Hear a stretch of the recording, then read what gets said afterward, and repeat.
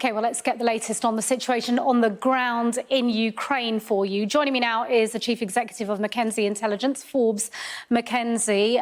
Thanks very much indeed for being with us to discuss what really is happening in terms of on the ground. We hear a lot of rhetoric, of course, but Russia says it's hit weapons depots in Zaporizhzhia, in the middle there. It says that it was storing European and American weapons. They've said that separately Western weapons are inflaming the war. What can you tell us about what's really going on down there? Well, the Russian Defence Ministry, and we should say it's from the Russian Defence Ministry, have stated they've been successful in prosecuting a ballistic missile attack on a weapons dump, which is purported to have been holding Western hardware. Zaporizhzhia is the area and the city just to the north of where the fighting's taking place now. It's an area that is of particular interest to the Russians, the rear echelon for the Ukrainian military. If they have been successful in defeating what is Western capability, that will go a long way to improving the morale of the Russian troops on the ground. Bear in mind, a lot of the Russian troops have been in Kiev, where they were beaten. They've now moved around and to the area of the Donbass. And it also will be a good news story as well on the home front for the Russians if they have been successful. And the British Ministry of Defence says Russian air activity is focused on the southeast there.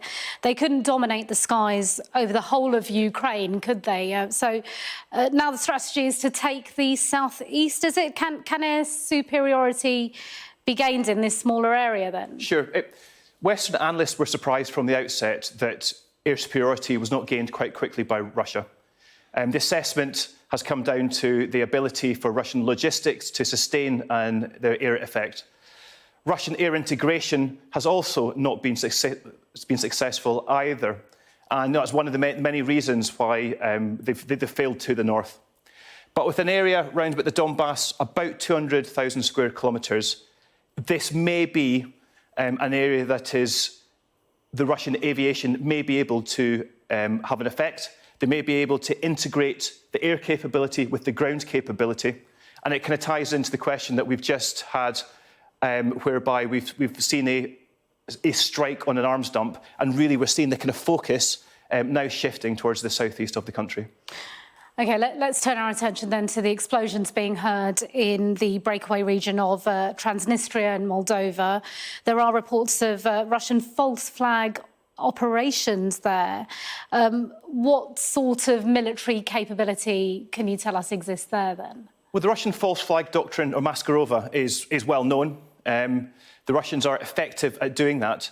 In the area of Transnistria, which is an interesting area to the kind of southeast, we see it being ringed now, of Moldova.